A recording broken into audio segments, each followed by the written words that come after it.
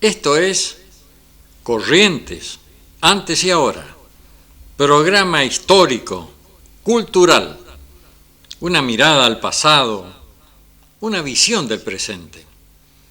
Programa de 1 hora de duración, se transmite por Canal 4, Cabletel, Mercedes Corrientes, los días martes de 21 a 22 horas. Se reitera miércoles, luego del informativo de este canal, y se lo carga en YouTube. Estas historias son verídicas, las que viví y reviví en mis largas travesías por los campos correntinos.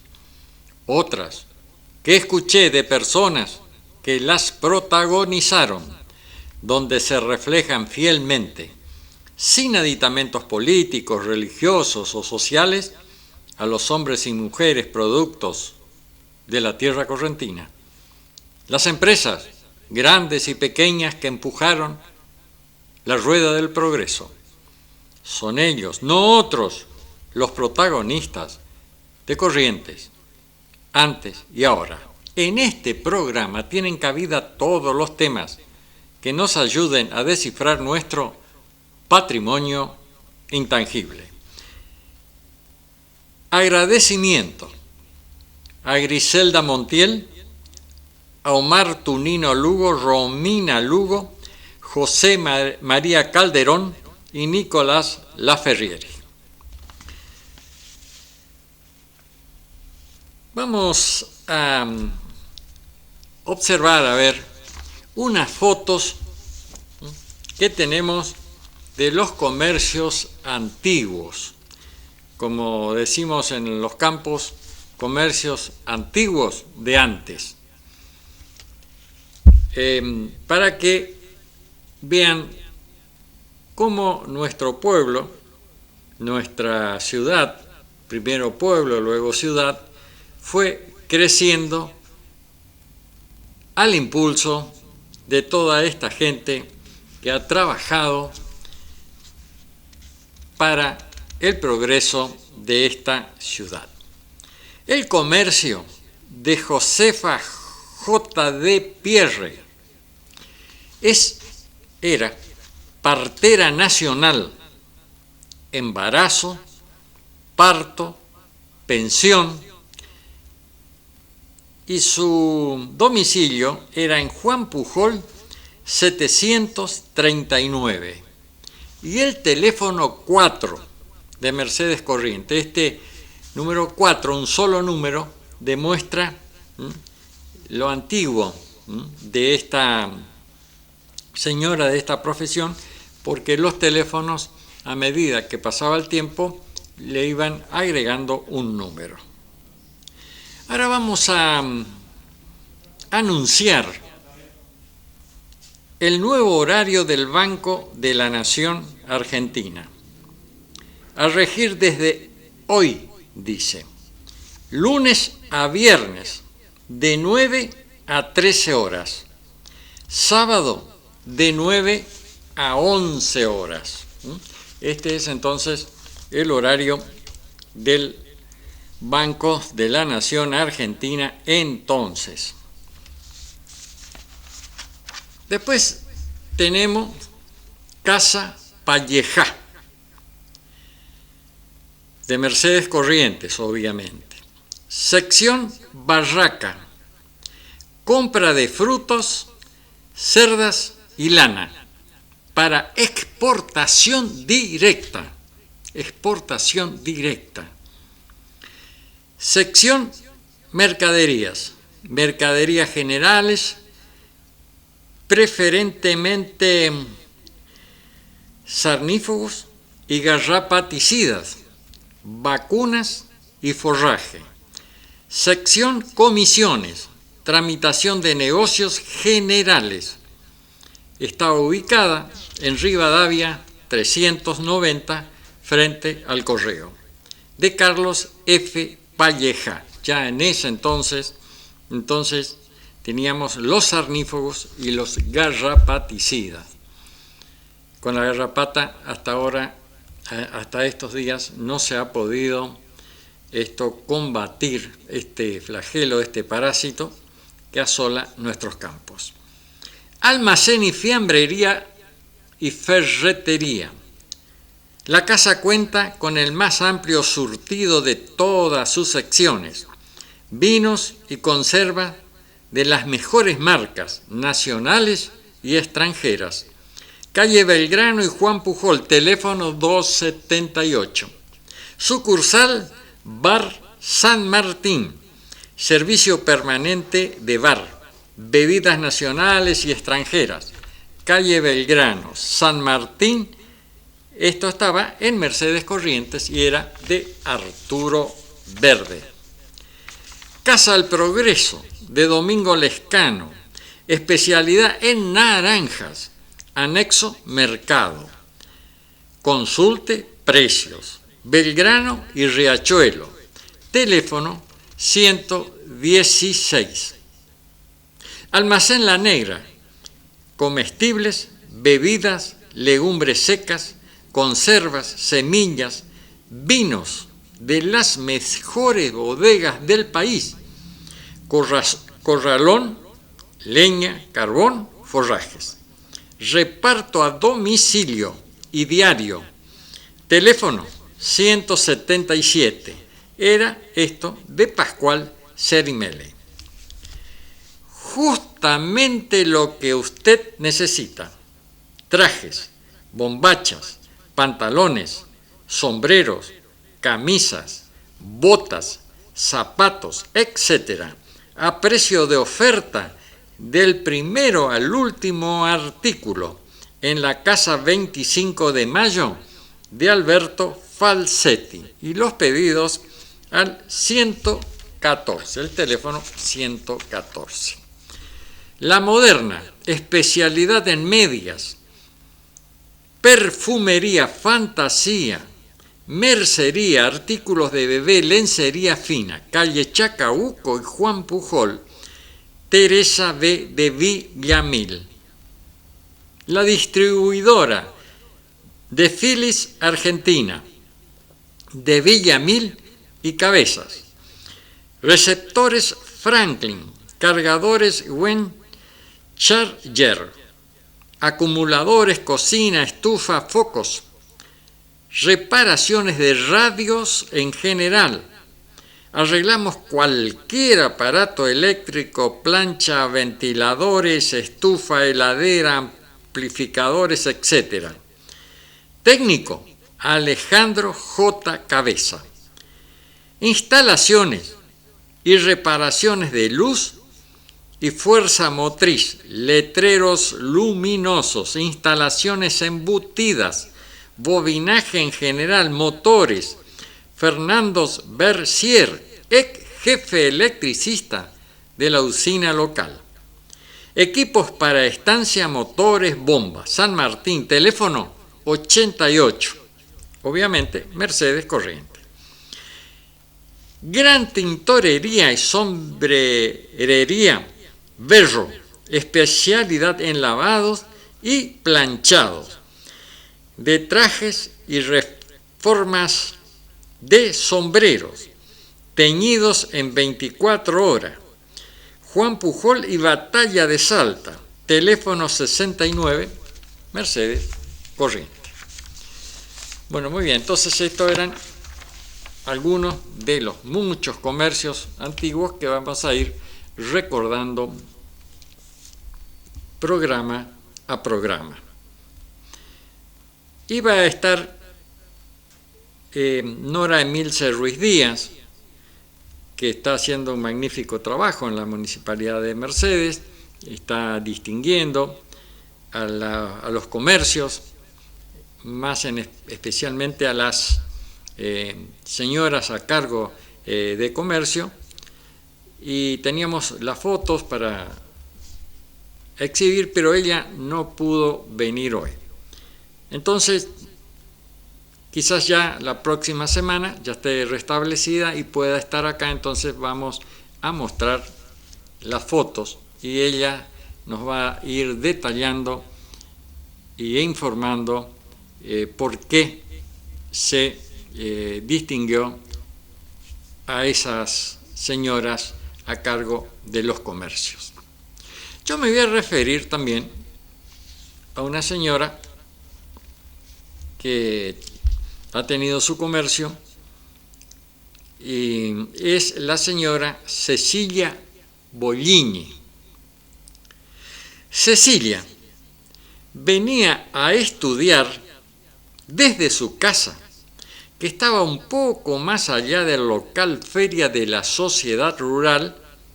En ese entonces no había transporte, había que venir seguramente a pie, más allá de la Sociedad Rural. Cecilia es una mujer trabajadora, sencilla, incansable, siempre en lo que hacía y hace hasta hoy, que mantiene una actividad plena, también realizando manualidades. Cecilia comenzó sus estudios en el colegio Las Hermanas Carmelitas, Nuestra Señora del Carmen, la primera. Luego estudió particular con la profesora de corte y confección, señora Aida Ríos. Esta profesora era muy conocida en Mercedes. Cecilia, a los 14 años, ya hacía prendas de vestir y también distintas ropas, vestidos, tapados, hasta de piel sintética. Un día aparecen las monjitas en su casa, invitándola a regresar al colegio, ya como profesional. Cecilia aceptó. Fue siempre una buena alumna. En esos años se cursaba el 4º año. Fue abanderada y se recibió en diciembre, y en marzo la llamaron como profesora. Cecilia trabajaba como profesora y seguía haciendo vestidos, toda clase de ropas. En oportunidades se quedaba hasta las 3 o 4 de la mañana para terminar los pedidos. En ese entonces, la ropa casi toda era hecha por costureras, no como ahora que ya vienen la mayoría confeccionada de fábrica. Cecilia Descansaba unas pocas horas y se levantaba a limpiar la casa y luego iba a dar clase. Al fallecer su esposo, ayudaba a su hijo en la oficina. En esos tiempos no había computadora. A los socios se los registraba a mano en un libro, obviamente, de registro. Había que anotar uno por uno a mano. El padre Lucho Adis, el recordado y querido padre Lucho Adis, pide que ayude a la iglesia. Cecilia dice, me llamó y me dijo que tenía muy buenas referencias mías, que vino la directora del colegio y le dijo cómo era Cecilia y que ella podía ayudarlo, y así fue. Estuvo 18 años como delegada del sacerdote. Cecilia es una mujer muy creyente, activa y organizada. Fue catequista en la iglesia Itatí y Las Mercedes. Sabe comprender y valorar el dolor, la necesidad del prójimo. Es muy caritativa. Apenas sabe que alguien necesita algo, ahí está presente. Todos sus trabajos en silencio, que ahora damos a conocer para que se valore a una mujer obviamente valiosa para la sociedad, que esta señora Cecilia se formó sola, con esfuerzo y trabajo cotidiano, sin estridencias. Para finalizar, decía que cuando conversamos con Cecilia, nos dijo que cuando venían de Goya los sacerdotes y seminaristas, los atendía. Cocinaba para 10 o 15 sacerdotes y seminaristas, y todo partía de su peculio. Entonces esta es la historia de Cecilia Bollini, que ahí la vemos en la foto, una mujer, como dijimos, muy activa. Aún hoy conserva ese espíritu, esa actividad continua y constante. Ayer ha llegado el otoño, por eso vamos a escuchar un chamamé, Otoño en mi pueblo, por los Imaguaré.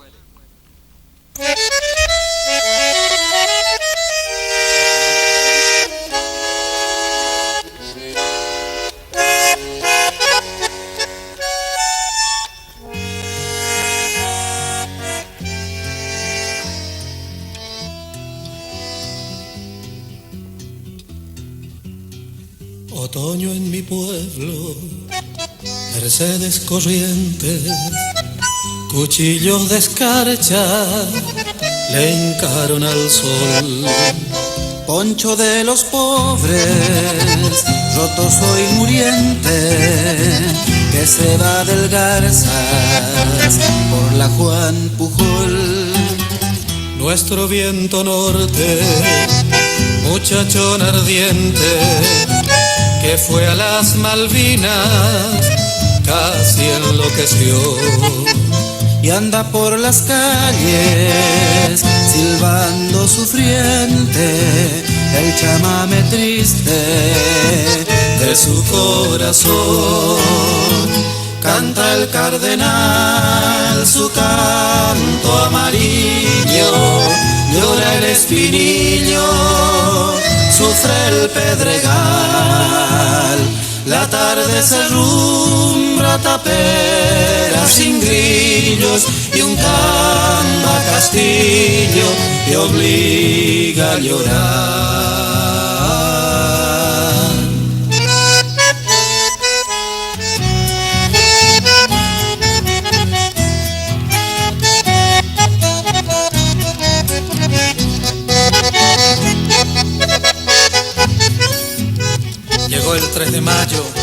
el alma creyente de mi pueblo humilde se vistió de azul para el homenaje sencillo y ferviente con que veneramos a la Santa Cruz. Santa Catalina tuvo mucha gente, igual que en Solari. San Antonio vio como todavía, correntinamente, nos sentimos pueblo, yendo en procesión.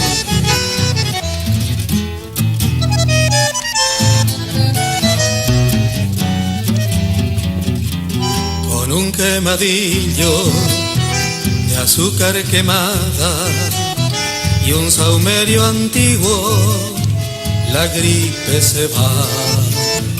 Mientras ñaje nocha de hila callada, el recuerdo largo de su soledad.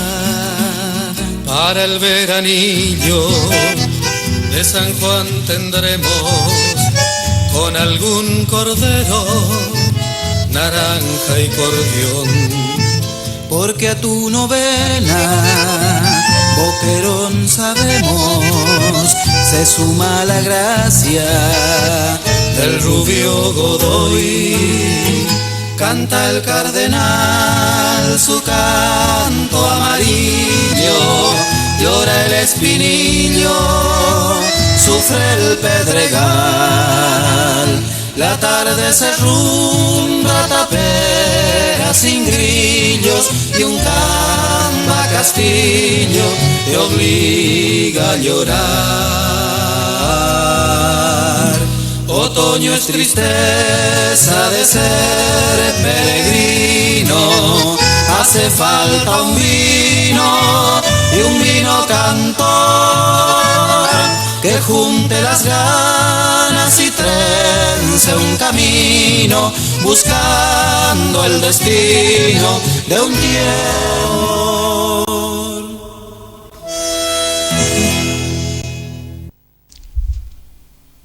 Otoño en mi pueblo, por los Imaguaré.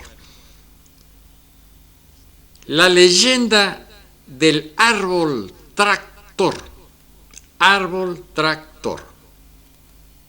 Un álamo de enormes dimensiones creció en los últimos 80 años entre los hierros oxidados de un antiguo tractor abandonado en un campo de Comodoro Rivadavia. Con el paso del tiempo, el tronco aprisionó la máquina, por lo que ahora es un árbol con ruedas y tronco de acero, que además de causar asombro, tiene una leyenda muy particular.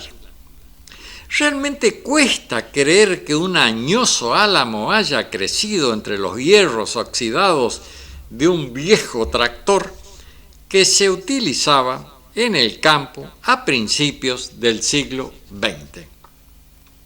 El árbol, con tronco de tractor, se encuentra ubicado en la estancia del Refugio, en el camping San Carlos, del empresario de Comodoro, César Herrada, quien compró el predio hace más de 30 años, ya con la curiosa imagen de la planta abrazando a la máquina. A la distancia se asemeja a un árbol con ruedas, y eso llama poderosamente la atención a cualquier observador, pero más cerca, la vista es increíble y sorprendente. Los hierros del viejo tractor forman parte del propio tronco. ¿Cómo pudo pasar esto? La explicación es que la planta germinó debajo del tractor y al desarrollarse su tronco y las ramas aprisionaron a la pesada máquina, de tal manera que actualmente la base del árbol es una masa de vegetal y acero. Pero, ¿quién pudo dejar el tractor tanto tiempo estacionado justo arriba de un árbol en crecimiento? Ahí es cuando surge la curiosa historia con perfil de leyenda del árbol tractor. La historiadora y periodista de Comodoro Rivadavia, María Laura Morón, quien junto a Liliana Peralta escribió En las tierras del viento, última travesía Boer, explicó a la agencia de noticias Telam que ese campo y el viejo tractor pertenecieron al sudafricano Diego Juan Venter. Venter fue el antiguo dueño del campo, lote 18, y tenía un peón también sudafricano llamado Pedro Jacobo van der Waltz. Ambos fueron los primeros Boer en llegar a la Patagonia. Parece que luego hubo problemas entre el patrón y el empleado, y un buen día, en 1924, van der Waltz se enojó y dejó para siempre el tractor ahí, justo donde después creció la planta. Diego Venter era una persona adinerada, pero no sabía manejar el tractor, por lo que la herramienta quedó desde aquel entonces en el lugar y el álamo le creció encima, señaló María Laura. Los datos le fueron referidos por descendientes de la familia Venter y la hija de quien dejó abandonado el famoso tractor, la señora Hammond. En tanto, el actual dueño de Mi Refugio, César Herrada, dio otros datos que difieren de los brindados por Morón y que también forman parte de la leyenda en torno al tractor Árbol. Eso sin descartar que los protagonistas hayan sido los mismos. Dicen que el dueño de la máquina intentó retirarla del lugar, pero el dueño del campo le dijo: usted saque el tractor, pero no me toque la planta. Usted saque el tractor, pero no me toque la planta. Quiero que ahí crezca, dijo Herrada. El hombre se esforzó por sacar el tractor sin dañar el árbol, pero no hubo caso. Enojado fue a la justicia, pero le dieron la razón al estanciero, según cuenta la leyenda, añadió. Entonces el hombre fue hasta la máquina, le sacó una pieza y le dijo que si él no podía usar el tractor, nadie más lo haría, dijo Herrada. Y así fue que el viejo tractor quedó abandonado en el campo mientras desde abajo crecía un incipiente álamo. Hoy es un enorme árbol cuyo tronco aprisionó los hierros de la máquina con la que, según Morón, el sudafricano Pedro van der Waltz llevaba lana desde el campo de Diego Juan Venter a Camarones. Bueno, muy bien, entonces esta es la leyenda del viejo tractor, del árbol tractor, ¿no? Ahora voy a leer una carta que le escribiera un capataz de acá de una estancia de Mercedes a su patrón que estaba en Buenos Aires. Como de estas grandes estancias, los patrones vivían en Buenos Aires o en alguna otra capital y estaban las estancias a cargo de los capataces de la estancia. Carta al patrón que dice más o menos así. El capataz de la estancia le escribía regularmente, acá estoy aclarando, a su patrón, que vivía en Buenos Aires, para informarle las novedades. Esto ya en el programa pasado publicamos sobre la primera a la que tuve acceso, en la que se informaba, el capataz le informaba, entre otras cosas, sobre el tigre que mataba vacunos y equinos y la venta de un ganado. Ese señor que está allí en la foto no es el capataz, obviamente, sino es una foto ilustrativa. Entonces la carta decía: espero, patrón, que se encuentre bien al recibo de la presente. Por acá, pocas novedades. Estamos descarriando la majada, bastante cascarrienta, con el resto de bosta entre las patas. La estamos limpiando porque se aproxima la esquila. La majada está en buen estado. A algunos corderos le hace falta una toma. Le pido autorización para comprar la fenotiazina para la toma. Ya la encargué en el negocio que siempre compramos.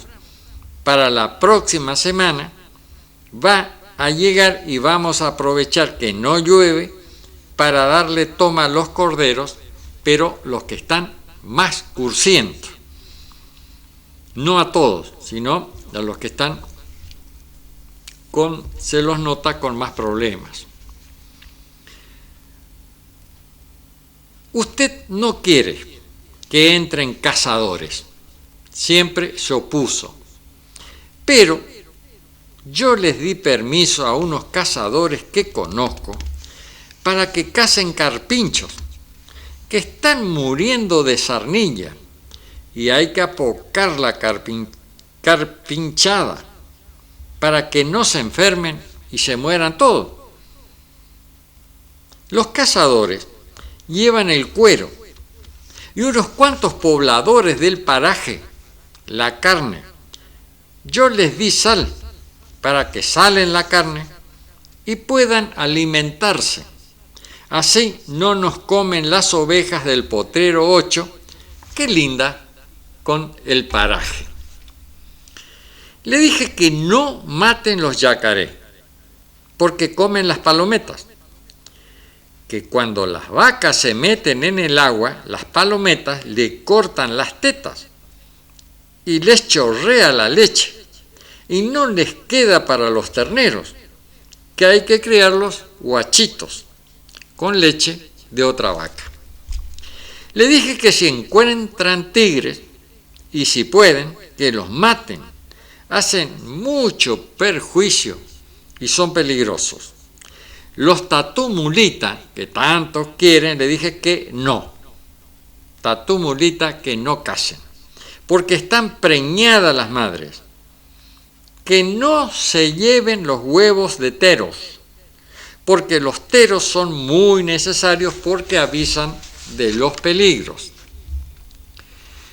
Que no toquen los huevos de ñandú en época de linada, y los puebleros quieren de más los huevos del ñandú para hacer tortas. Que pueden matar las vizcachas, que son perjudiciales. También los puebleros quieren la carne para hacer cabeche de la vizcacha. Le informo también que la tropa de novillos para frigorífico las hago nadar semanalmente para que engorden y echen cuerpo, y también tiren la garrapata. Las vacas con sarna las rasqueteamos y las lavamos con Gamexan para curarlas.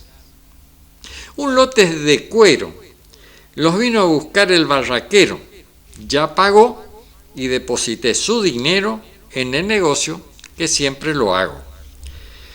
Próximamente le enviaré una nueva carta para darle información sobre nuestro trabajo. No le escribí antes porque no estaba mi hija, que es la que me ayuda en la escritura, porque ella aprende en la escuela y en mi época no había maestros, por lo que yo poco escribo y leo. Espero pase bien en estos días. Su capataz. Bueno, ahora vamos a hablar sobre Colonia Carolina. Colonia Carolina. Que dice que corría el año 1869 y un 20 de abril, Colonia Carolina fue fundada por el goyano José Jacinto Rolón. Está ubicada en las inmediaciones de la ciudad de Goya. Es una antigua colonia agrícola fundada en 1869 y poblada con inmigrantes italianos. Nace a partir de la estación del ferrocarril del nordeste argentino, en el ramal de Mantilla a Goya, que dista 6 kilómetros de distancia de Isabel Victoria y 9,8 de Goya. Queda en el kilómetro 441 a contar de Montecaseros a 227. De la capital de la provincia originalmente fue llamada Verón de Astrada por resolución del Ministerio de Obras Públicas de la Nación del 7 de julio de 1910. Por existir dos lugares de este nombre en la provincia, se le atribuyó la denominación de Colonia Carolina por resolución de 15 de diciembre de 1930. Además de la buena ruta terraplenada que lo une a la ciudad de Goya, tiene caminos que la vinculan con la Valle 15 kilómetros y Maruchas 10 kilómetros. Las cargas más habituales del tren en su época de esplendor eran la naranja, tabaco y algodón. Naranja, tabaco y algodón. Fue fundada en terrenos de su propiedad por don José Jacinto Rolón. El propósito del progresista colonizador proviene de 1857, en términos en que gobernaba la provincia el doctor Juan Gregorio Pujol, y cuyo ministro general era el presbítero José María Rolón, primo de quien impulsaba la creación del poblado. José Jacinto Rolón nació en la ciudad de Goya el 16 de agosto de 1821. Fue un hombre importante por la obra realizada en su zona de influencia. Sus padres fueron José Jacinto Rolón y Juliana Rubio. Cursó sus estudios en Goya y desde muy joven se dedicó a la tarea de campo. Al concluir su gobierno, Juan Pujol fue sucedido en el cargo por el cura José María Rolón, quien precisamente lo convocó como ministro de su gobierno a José Jacinto Rolón, y es por su actividad política que tuvo que suspender la creación de Colonia Carolina, posponiéndola para más adelante. Bueno, pues, si usted quiere llegar a Colonia Carolina, está 245 kilómetros de Corrientes, de Posada 486, de Paraná 358 y de Buenos Aires 715 kilómetros. Ahora vamos a ir a la memoria histórica del Regimiento de Infantería 12, General Arenales, en las Islas Malvinas. Hay una samba del 12 de línea y su letra dice así. En algún momento vamos a traer también la música. Ya ruge la voz del viento que agita aquel pabellón, manchado en rojo flamea, con la sangre noble de ayer derramó. Sangre que dieron tus hijos, está prohibido olvidar. Memoria a los que cayeron, dejando sus vidas por verlo flamear. Canto esta samba y despierta mi bombo replicador. Bravo soldado del 12, que el pueblo conozca tu historia de amor. Sembrando patria llegaste, sembrando patria te irás, luchando en la independencia a los indios ranqueles y la soledad. Marchando se acerca al cielo, enfilando el batallón, San Pedro le abre las puertas, con gozo contemplan la gloria de Dios. Y al resonar los clarines, forman junto a la legión que viva el 12 de línea, San Miguel arcángel, al mundo gritó. Bueno, esto es autor Agustín José Velázquez. Y antes de referirnos a los soldados muertos allá en Malvinas, su historia, voy a historiar un poco al batallón 12 de Infantería de Línea, que fue creado el 26 de julio de 1815, teniendo su bautismo de fuego durante la Guerra de la Independencia en el combate de la Florida, acción que le valió la recompensa de un escudo con la leyenda «La Patria a los vencedores de Florida». En 1865, al desencadenarse la Guerra del Paraguay, el 12 de Línea nuevamente da muestra de valentía y determinación, teniendo destacada participación en los encuentros de Paso de la Patria, Boquerón Tuyutí, Yataiticora, y en el heroico asalto a la fortaleza de Curupaití. Por este desempeño ejemplar, el Regimiento 12 es la única unidad del arma de infantería que luce como uniforme histórico el mismo que vistieran sus hombres durante aquella época campaña. Antes, el nuevo llamado de la patria, en 1982, el viejo 12 acude en defensa de nuestra soberanía nacional a las Islas Malvinas, llevando en sus entrañas la estirpe de los soldados litoraleños. Se enfrentó al invasor en Puerto San Carlos, Colonia de Darwin, Pradera del Ganso, Monte de Dos Hermanos y Montes Tamberland, bajo las más extremas condiciones, imprimiendo respeto y admiración en el enemigo tras su postrer derrota de bravura y coraje. Bueno, muy bien, ahora sí vamos a historiar quienes cayeron en cumplimiento de su deber, y su ejemplo ilumina nuestro camino. Aquí tenemos al sargento primero Ríos José Luis, la nación argentina, al muerto en combate. El cabo primero José Luis Ríos formaba parte de la sección Exploración a cargo del teniente Carlos Marcelo Morales. Era jefe del segundo grupo y mantuvo una encarnizada lucha con otros 3 soldados desde su Pozo de Zorro. Los británicos, desembarcados el 21 de mayo en San Carlos, venían avanzando con apoyo de artillería de tierra y naval.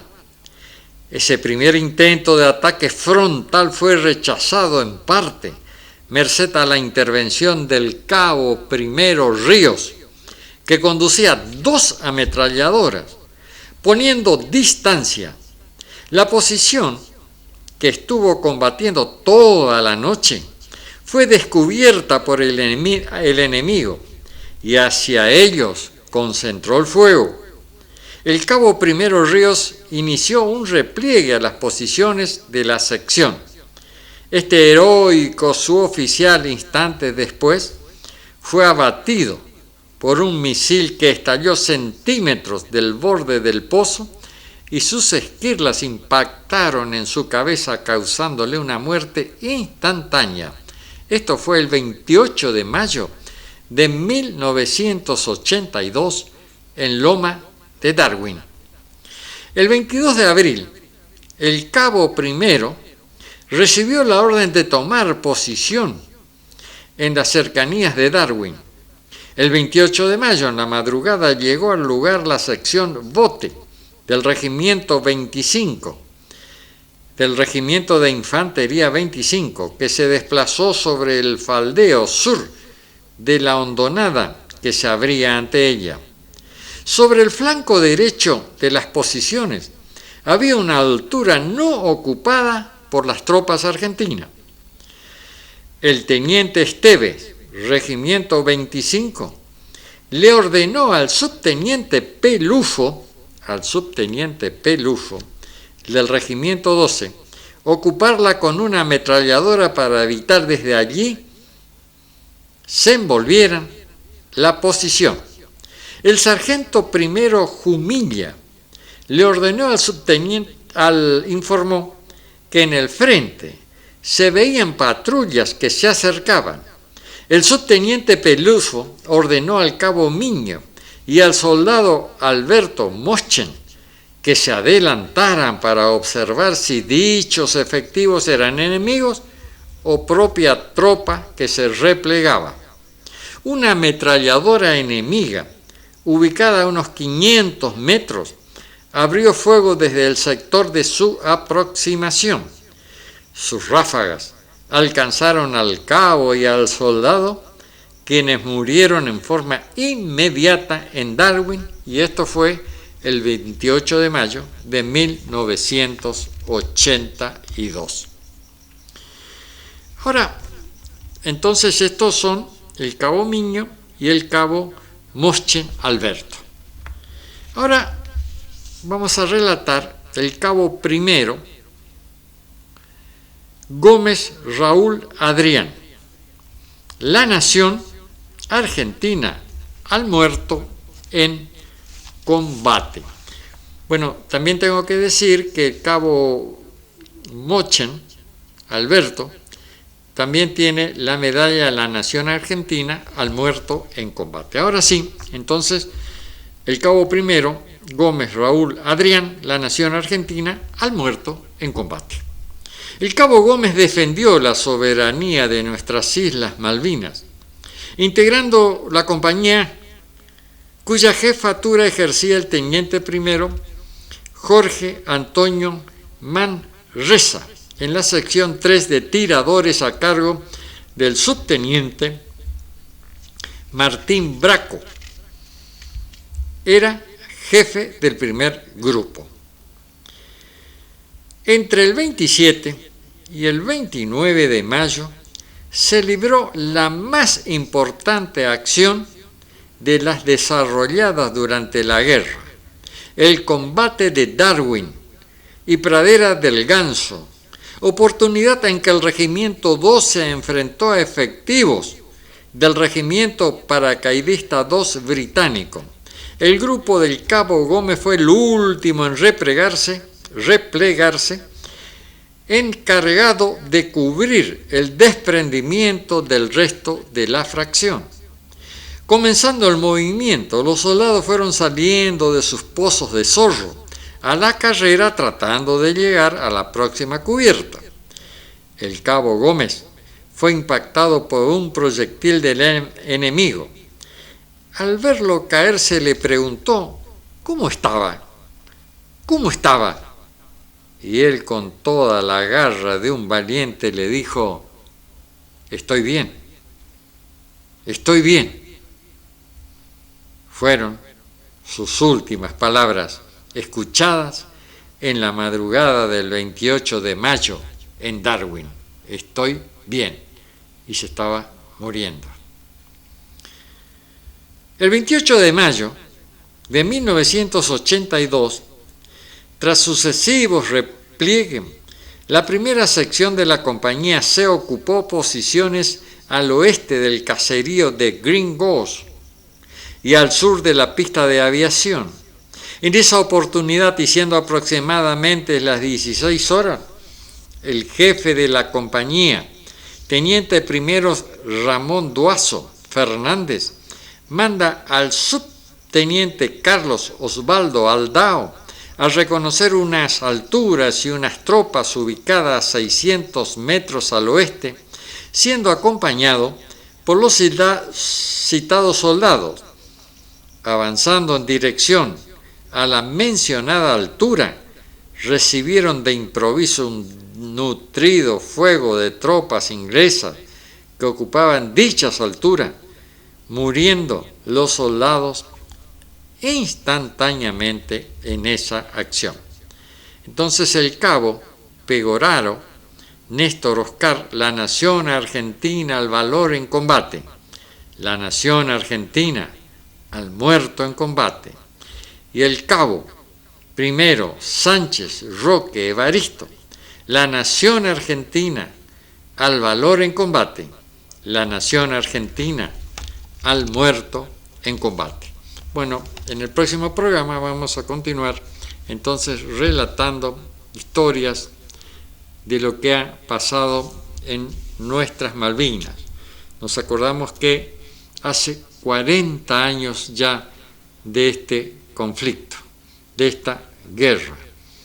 40 años. Bueno, por estos 40 años, la editorial, la librería La Paz, publicó un libro mío, que yo lo presenté el 11 de marzo, allí en Resistencia, en la Feria Internacional Chacú Guaranítica, con la adhesión también de México.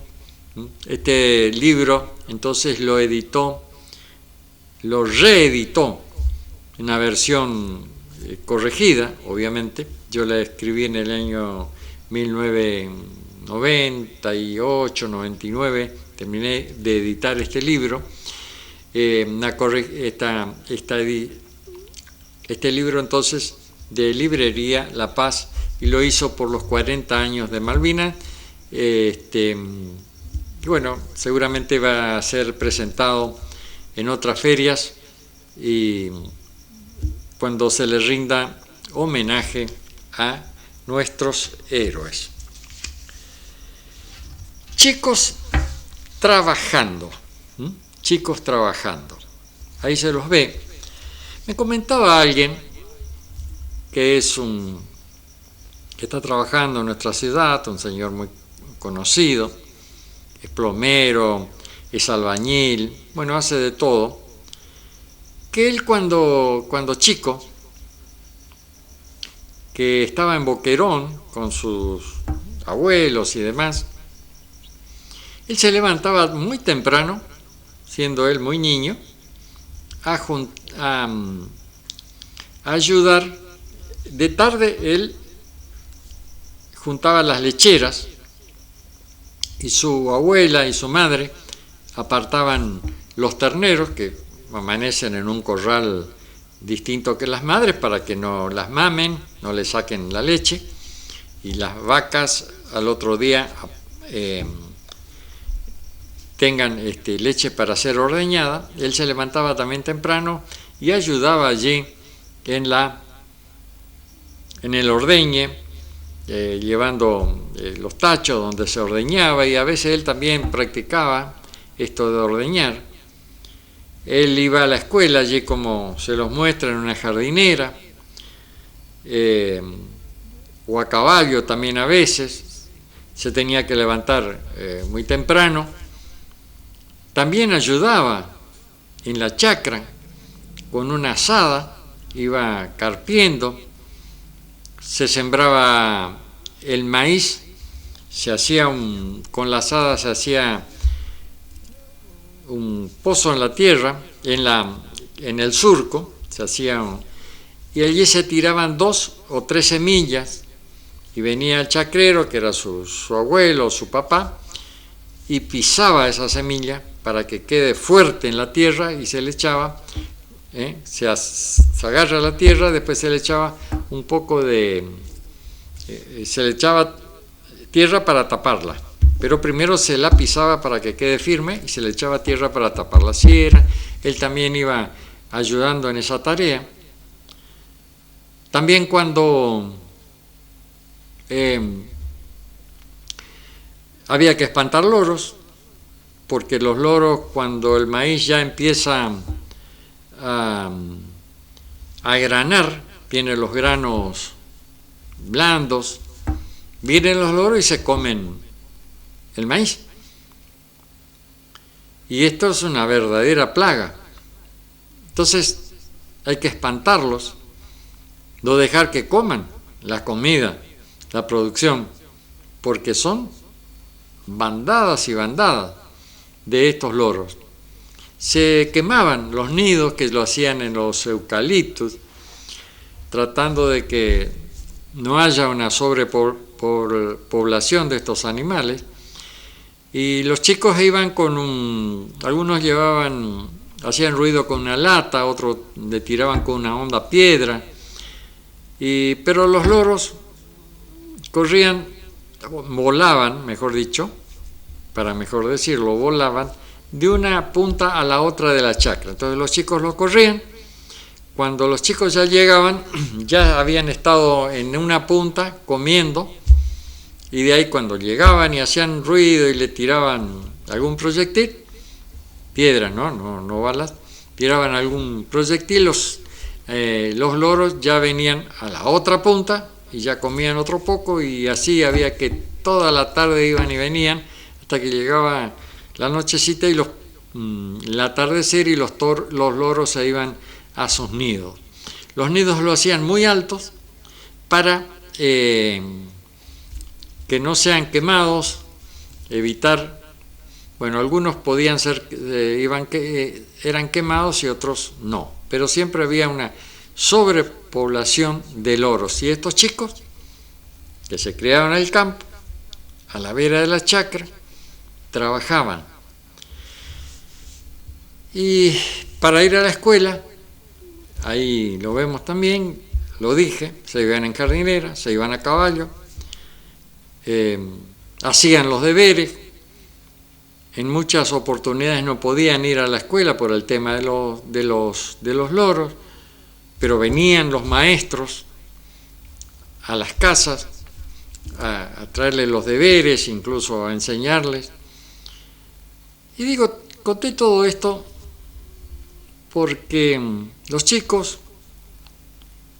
muy chicos, trabajaban, no con un trabajo forzado, sino un trabajo. Y además él me decía que para ellos era un entretenimiento esto de ir a correr loros y ir a la escuela en la jardinera, leer a lindo, o a caballo, y también participar en la chacra. Y cuando debían cosechar el maíz, también ellos trabajaban en eso, que no le costaba, y que ahora ya grande, ya una persona incluso hasta con nietos, que tiene un gran recuerdo de aquella época, un gran recuerdo. Y digo esto porque actualmente los chicos no se les permite trabajar. Se dice que el chico debe jugar, que hay una época en que tiene que jugar, y me decía este hombre que ellos jugaban trabajando, y que él opinaba que los chicos deben trabajar, obviamente, reitero, no en forma forzosa ni esforzada, sino este tipo de tarea, para evitar de salir a la calle, hacer juntas, que no siempre que no siempre son juntas beneficiosas, que allí comienzan a tomar, a fumar, porque no tienen nada que hacer, que el ocio es lo peor, y que entonces él, que no siguió en el campo, sino que vino a la ciudad y se capacitó, empezó a aprender el tema de albañilería, también todo otros oficios. Y reitero, él me decía que él guarda de aquellos tiempos en que trabajaba, y más que trabajaba, jugaba, le gustaba ir a juntar las lecheras, ayudar, él y otros chicos del paraje, y que él añoraba aquellas épocas, y que para nada esto le era un peso, algo que le había quedado como que los padres o los abuelos lo hacían trabajar. Bueno, él opinaba entonces que los chicos deben trabajar. Ahora, vamos a ir a un chamamé, el zaino por bandoneón de Yamila Zamora y la guitarra de Darío Gamarra. Vamos a interpretar el zaino, bandoneón de Yamila Zamora y en guitarra Darío Gamarra.